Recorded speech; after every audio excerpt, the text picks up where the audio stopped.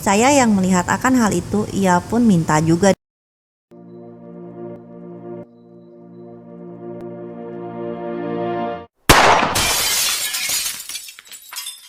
L. Halo teman-teman yang saya cintai tapi nggak mencintai saya. Jumpa lagi dengan saya L di Curhatan L. Teman-teman, sesuai dengan janji L untuk melanjutkan anime Asterix, teman-teman, ini adalah Asterix part 2 dari anime Asterix season 2. Bagi kalian yang belum nonton part 1-nya atau belum nonton season 1-nya, silakan klik link yang ada di kanan atas ini. Jadi kita lanjut aja langsung ke alur ceritanya ya. Pencarian Flora pun masih berlanjut. Ciwi itu membawa Ayato kabur dari kejaran para penjaga. Setelah berhasil selamat dari kejaran para penjaga, Ciwi itu bilang bahwa penyamaranmu masih kurang bagus, Ayato. Lalu Ayato pun berterima kasih kepada Ciwi yang telah menyelamatkannya. Namun, tiba-tiba ada seorang yang datang. Ia adalah Nguyen. Ia ingin menangkap Ayato, namun ia malah tertarik dengan Ciwi itu. Nguyen dulunya adalah murid Jilong peringkat 7, tetapi sekarang ia bekerja untuk mafia. Nguyen mulai menyerang Ciwi itu, tetapi Ciwi itu berhasil menghindari semua serangan Nguyen. Dan Nguyen pun kalah dengan sekali tendang oleh Ciwi itu. Ciwi itu membawa Ayato ke atap gedung. Ia bertanya, "Kau sedang mencari seseorang ya?" Ayato pun bilang bahwa ia sedang mencari seorang Ciwi bernama Flora. Lalu Ciwi itu membuka penyamarannya dan membantu Ayato untuk menemukan lokasi di mana Flora berada. Ternyata Ciwi itu adalah Sylvia, peringkat 1 Akademi Queen Vale. Ia seorang diva, dan ia menggunakan kekuatan Strega dari suaranya untuk melacak keberadaan Flora. Akhirnya, Sylvia pun berhasil menemukan lokasi Flora di Sandra. Lalu Ayato menghubungi yang lainnya untuk ikut membantu menyelamatkan Flora. Namun, saya meminta Ayato dan Julius untuk beristirahat saja, karena sebentar lagi final akan dimulai. Oleh karena itu, biarlah saya dan Kirin saja yang menyelamatkan Flora. Setelah itu, saya dan Kirin berserta Yabuki menuju tempat disandranya Flora. Mereka bertiga disambut oleh bayangan-bayangan. Yabuki meminta Lester untuk datang membantu mereka dalam menangani bayangan-bayangan tersebut. Sedangkan saya dan Kirin akan berfokus untuk mencari Flora. Sementara itu, pertandingan final antara ARD dan RMC melawan Ayato dan Julius pun akan segera dimulai. Ayato masih belum bisa menggunakan share Verestanya. Lalu ARD meminta Ayato untuk menyajikan perlawanan yang lebih seru dibanding Kirin. Ayato dan Julius mencoba menyerang ARD, namun barier ARD berhasil menahan serangan mereka.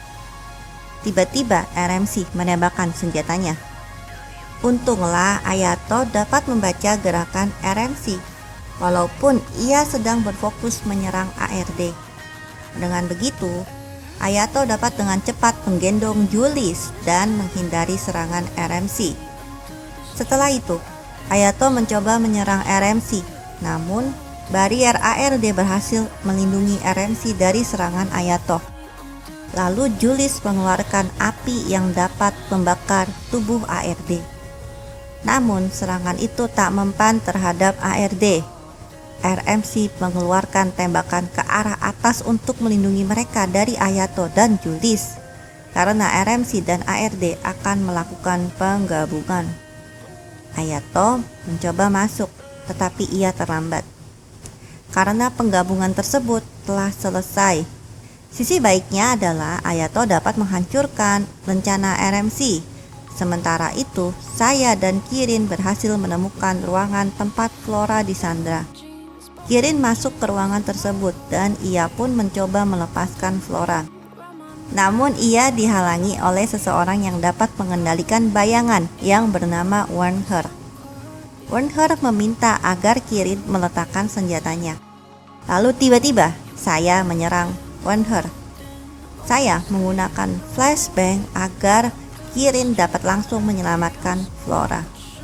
Namun Wernher berhasil menghentikan langkah Kirin. Lalu Wernher dan Kirin pun bertarung. Meskipun pertarungan mereka sangat sengit, tetapi Kirin dapat mengalahkan Wernher dengan membuat ilusi pedang. Di sisi lain, ARD yang kini semakin kuat, ia terus melontarkan serangannya ke arah Ayato dan Julius. Ketika mereka terpojok, ARD melemparkan palunya lagi. Untunglah Julius dapat menahannya dengan kekuatan apinya. Tetapi hal yang sangat mengejutkan pun terjadi. Tiba-tiba Claudia masuk ke ruangan caster.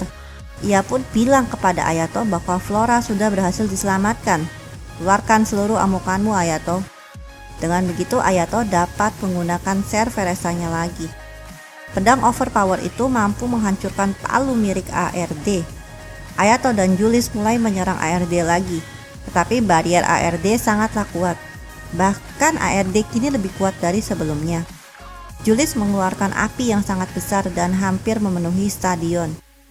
Tetapi api itu tak akan cukup untuk mengalahkan ARD.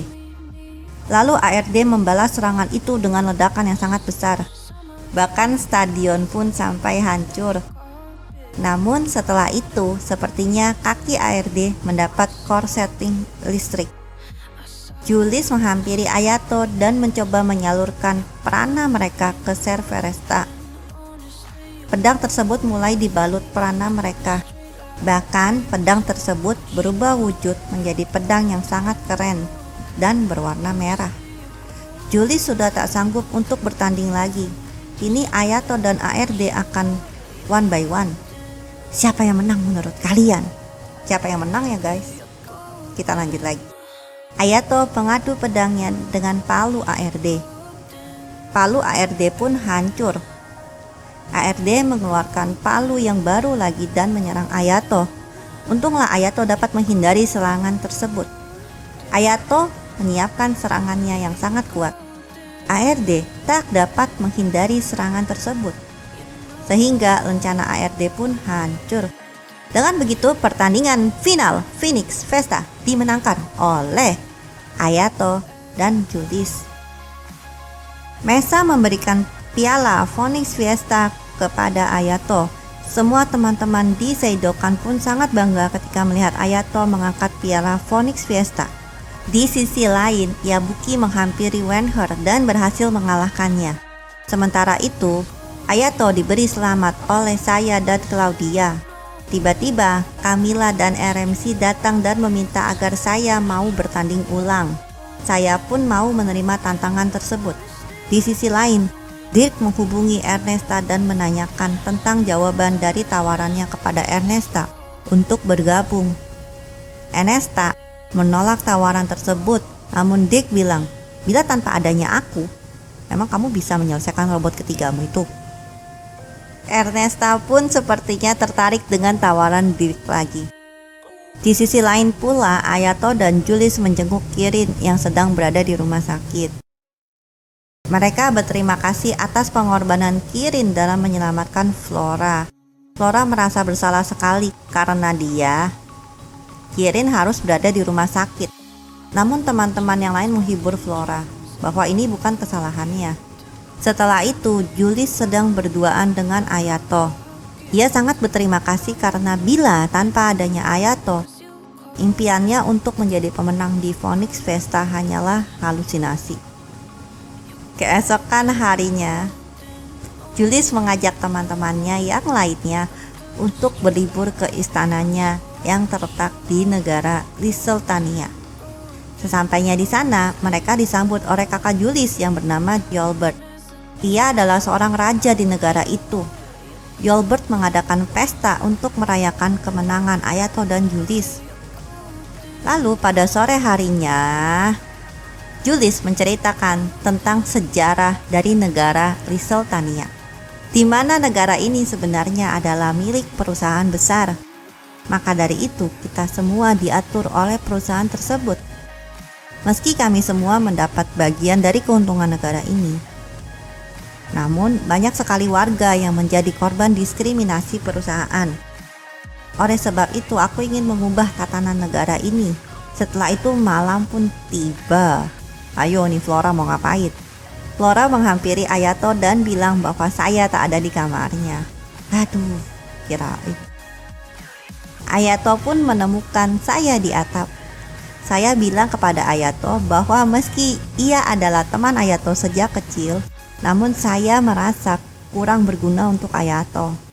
Karena Ayato bisa menang pesta pun karena Julius.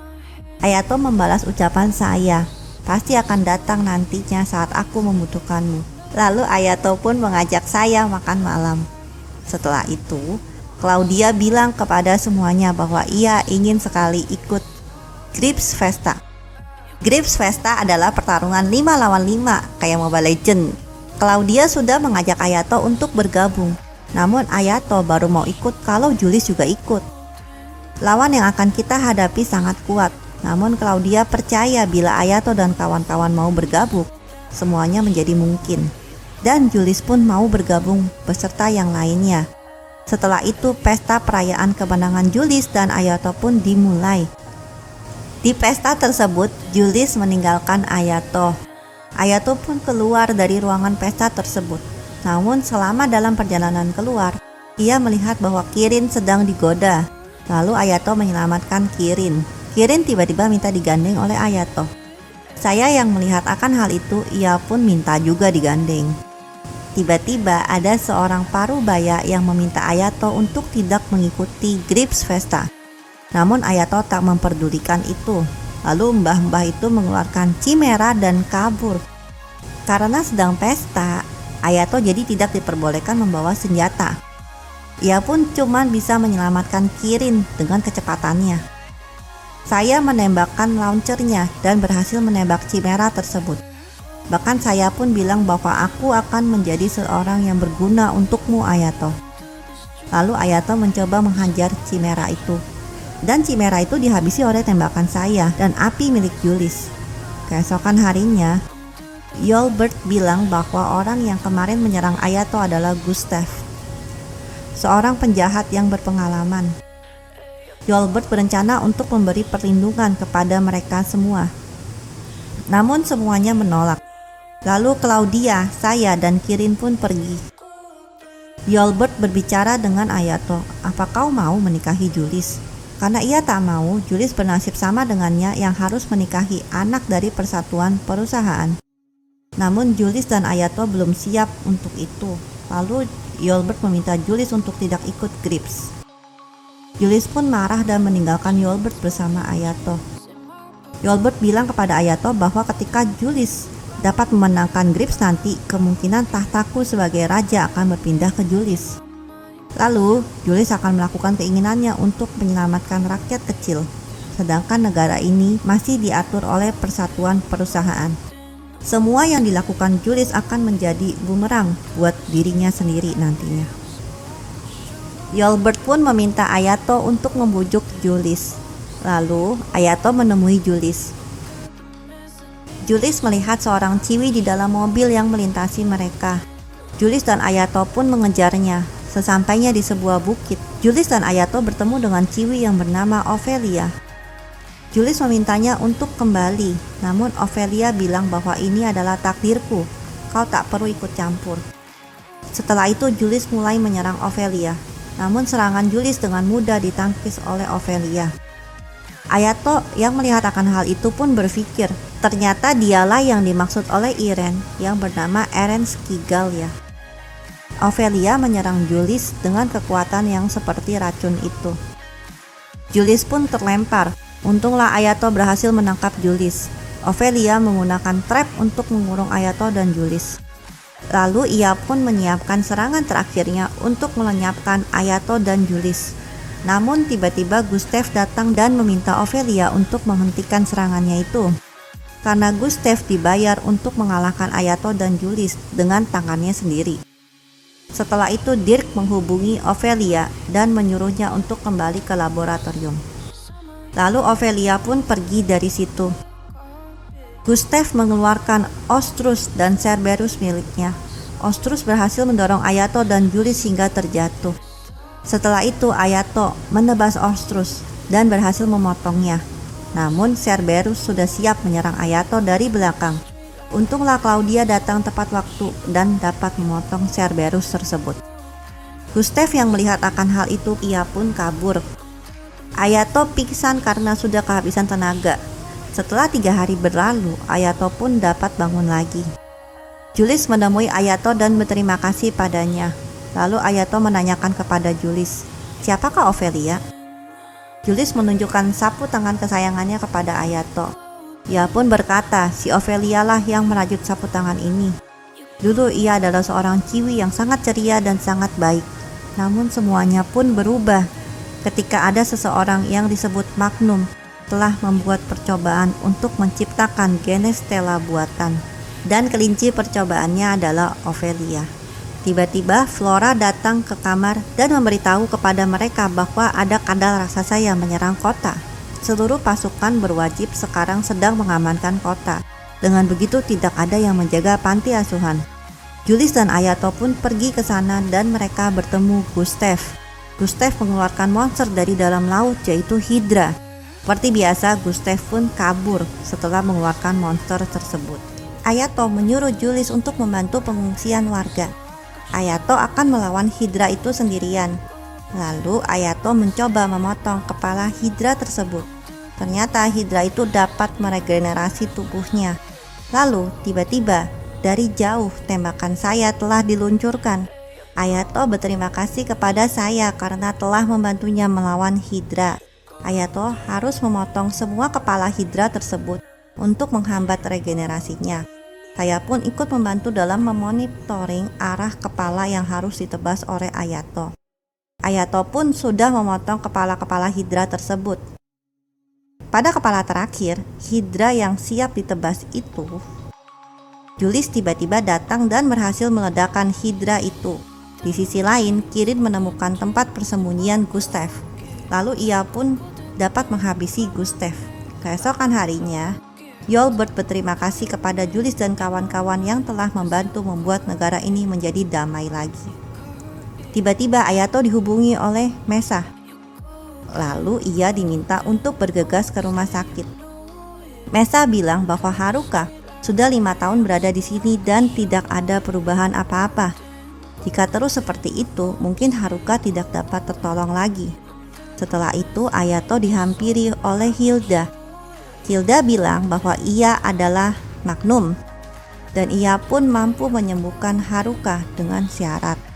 Setelah itu, Claudia mengundang seluruh anggota tim Grips ke ruang OSIS-nya. Ia meminta maaf kepada semuanya karena kelakuan ayahnya yang telah membuat kota menjadi kacau. Ternyata ayah Claudia lah yang telah membayar Gustave untuk menghancurkan Ayato. Karena perusahaan Galaksi tidak memperbolehkan Claudia mengikuti Grips. Namun Claudia tetap bersikukuh untuk ikut, meski ia akan dimusuhi oleh Galaksi, yaitu perusahaan ayahnya sendiri. Teman-teman yang lainnya pun mensupportnya dan siap untuk memenangkan Grips Festa. Oke teman-teman, menurut kalian apa yang akan terjadi di turnamen Grips Festa ya? El pun penasaran.